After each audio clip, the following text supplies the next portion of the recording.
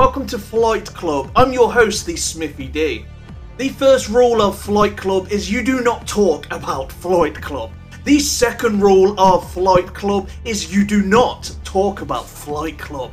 The third rule of Flight Club, someone yells stop, goes limp, taps out, the flight is over. So the aim of this video is to give you a better understanding of the fleet arena and to help you increase your rank. Currently there is 3 capital ships to choose from. Continue with the operation. You may fire when ready. What? It's a trap! I don't think so. The capital ship we will be using today is Grand Moff Tarkin's Executrix. To get this ship unlocked at 5-star for the Zeta challenge, you're going to need some dark side ships. So I thought, hey, why not? I'm going to go full in and unlock it at 6-star.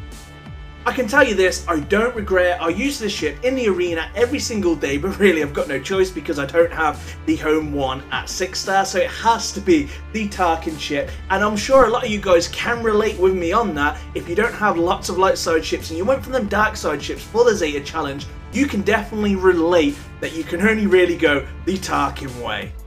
I'm going to break down the capital ship and the 6 main ships I use, and I will also explain and demonstrate how to use them effectively. This is where the fun begins. Let's start with the Executrix. The basic attack on this capital ship is called Turbo Laser Batteries, where this deals physical damage to the target enemy and exposes them for 2 turns. I would normally use this basic attack when my other abilities are on a cooldown, or when I am trying to apply an expose negative effect on a single targeted enemy.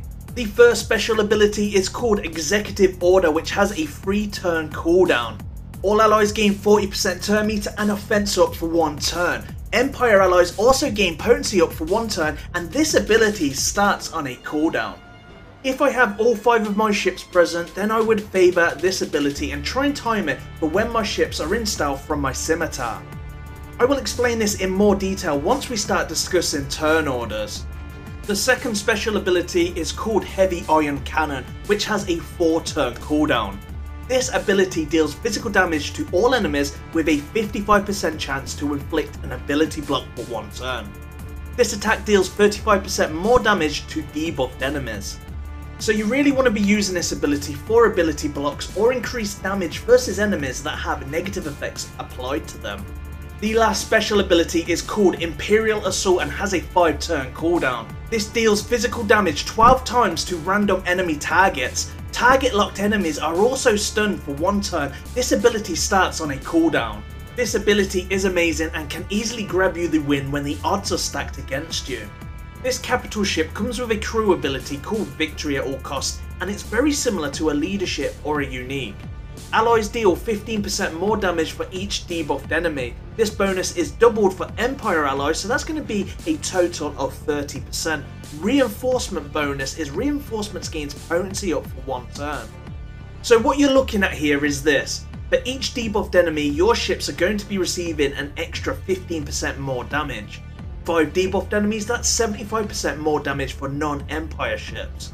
Empire ships will receive 150% more damage for 5 debuffed enemies. So you gotta share the love and debuff them enemies as much as possible. I'm now going to discuss the 6 ships you want to be running with this ship. I'm not going to be going into a massive essay or detail, but I will summarise the ship and how to use them. The aim is to build a target lock squad. All of my 5 starting lineup can inflict target locks. The TIE Advance is there for both target lock and dispel purposes. Slave 1 and or TIE Advance can be swapped out for 5s, so don't worry if you don't have the TIE Advanced yet. Your first reinforcement that you want is Darth Maul's Scimitar. If you want to be competitive and push to the top 10 of your fleet arena, you're going to need to put some real love into your starships and pilots. I'm talking working towards Gear 11 pilots 7-star ships as a priority over other starships. The Scimitar works at 4-star upwards. There is 2 phases to this team. Phase 1, your most important component is Biggs Darklighter. Biggs is going to be your taunter. Inflicting target locks recovers protection on Biggs. Even if the enemy has a target lock, each additional target lock on that enemy will recover his protection. Target locks will also make Biggs auto taunt, so it's very similar to how General Kenobi works. Biggs can also inflict a target lock if he crits on his basic attack. His special ability should only be used against target locked enemies. Using Academy Maneuver versus a target locked enemy will call in a random assist. If that enemy is not target locked, no assist will be called in. So we have our healing taunter, now we need our target lockers. Our first target locker is the First Order TIE Fighter. The basic attack on this ship has a 45% chance to attack twice. Each hit has a 55% to inflict target lock. This ship also gains 16.5% turn meter whenever a target locked enemy is damaged by an attack. Slave 1's basic attack has a 55% chance to attack the second time and a 55% chance to attack the third time. Each one of these attacks have a 55% chance to inflict a target lock. Vader's TIE Advance can inflict a target lock on his basic attack that cannot be resisted or evaded. Vader's unique gives target locked enemies minus 20% tenacity. Empire allies also gain 10% turn meter when they attack a target locked enemy. Last but not least, the Imperial TIE Fighter. His basic attack has a 70% chance to inflict a target lock. His special ability can apply buff immunity to a target locked enemy and grant himself foresight. His crew ability grants the allied capital ship 15% turn meter whenever he evades. This is doubled for Empire capital ships. Again, some of these ships can be swapped out for 5s or other target locked characters. If you are wanting to run this build or similar, it is very important that you are not running 2 taunters or this will affect phase 2. In phase 1, Biggs' sole purpose is to protect the entire team with his taunt. While the team is protected by Biggs, the team will heal Biggs through a series of target locked attacks. You want to keep Biggs alive as long as possible, even if that means favouring attacks that can target lock to heal Biggs over non-target locked attacks. Ultimately, Biggs will end up dying, and this is where phase 2 begins. For phase 2, you want to be calling in the Scimitar. The Scimitar can apply stealth to the team and select one ally to have protection up and retribution for 2 turns. The ship you want to select is the Imperial TIE Fighter. What did you say?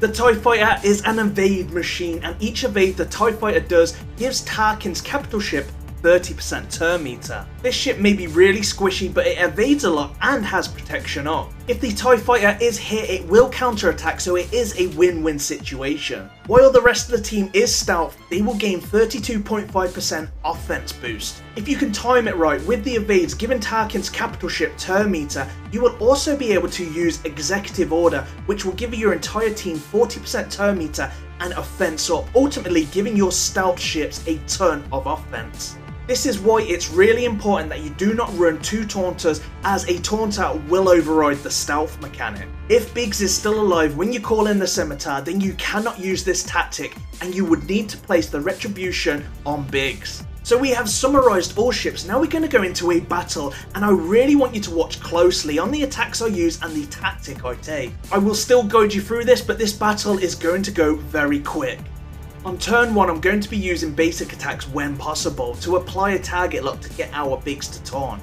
I want to be target locking the enemy Biggs, so if he taunts, my Vader can dispel it using his special ability. Vader can only dispel buffs versus target locked enemies. This is where you can also use 5s, as versus target locked enemies he can dispel on his basic. We want to be getting rid of the enemy's biggest threat to us, and in this battle it's going to be the enemy Vader. As we have debuffed 2 enemies, we want to be using the area of effect attack from the capital ship. In this case, as we have multiple enemies target locked and our Biggs is in good health, we want to be using Boba Fett's area of effect attack to target locked enemies. This will allow us to get rid of their enemy Vader. Our main focus right now is to regain lots of protection on our Biggs and keep him alive as long as possible. So we're going to be doing that with a series of target locks, and we're going to be trying to take out their enemy ships in the process. So we're going to go for the second attack, but it wasn't able to take him out from that TIE Fighter. But again, we're going to go for the exposed. We wasn't able to land it that time, but we have got rid of the enemy's ship. Our Biggs is on the last legs, and we are going to be bringing in the Scimitar once he's gone, but there is going to be a small window where our team is unprotected. So we have our foresight up on our Imperial TIE Fighter, so for now if he does get hit, that's going to be giving our capital ship turn meter. So we're going to bring in the Scimitar, and straight away we're going to be landing that Retribution on the Imperial TIE Fighter. Because of his dodge rate and because of all that extra turn meter our capital ship will gain from him dodging, but again it's a win-win situation because if he doesn't dodge he's then going to be counter-attacking, so there is no bad scenario of this. He could die in certain circumstances, but again we've got enough turn meter and we'll be able to give our team offense up. So they got now tons of offense. Bob is going to go with his big cluster bomb and he's completely took out that ship, so at the moment we're in good side. Of course there is different variations that you can build from this, but hopefully you have learned something from this video today. Defensively it's okay and it can drop on defense, but so can lots of other formations. This is the team I use every day and the same tactic. Sometimes there is some bad RNG and sometimes I can take a loss, but I normally sit around 20 to 10 overnight and then I can jump all the way to first using this tactic and team. With your pilots, make sure that you are Omega in them and you are Zeta in them where possible, because this does increase the stats of them, and make sure that you are putting 5-dot mods with a level 15 enhancement. They don't have to be any specific mods, they can be any mods you want as long as they meet the criteria of a 5-dot level 15. Character and ship star level make a difference, so does making them gear 11. The fleet arena is equally important to the main arena, as the fleet arena gives you that source of income where you can obtain Zetas, and there will be more content coming in the future such as 7-star capital ships and possibly raids. So don't be that person that neglects their starships, fix it before it's too late. So did you enjoy this video and found it helpful? This video took me hours to create and I loved every minute of it because I do feel this video is going to help someone out there. So is there any guides or videos that you would like me to make? Then make sure that you are commenting below and I will try my very best to create that video for you. If you could, and if you feel that this video deserves it, then please make sure that you are hitting that like button and subscribing for future content. If you do want to know how to mod your characters, then make sure you are checking out gaming-fans.com. But anyway, thank you very much for watching. I'm the Smithie D. May the force be with you always.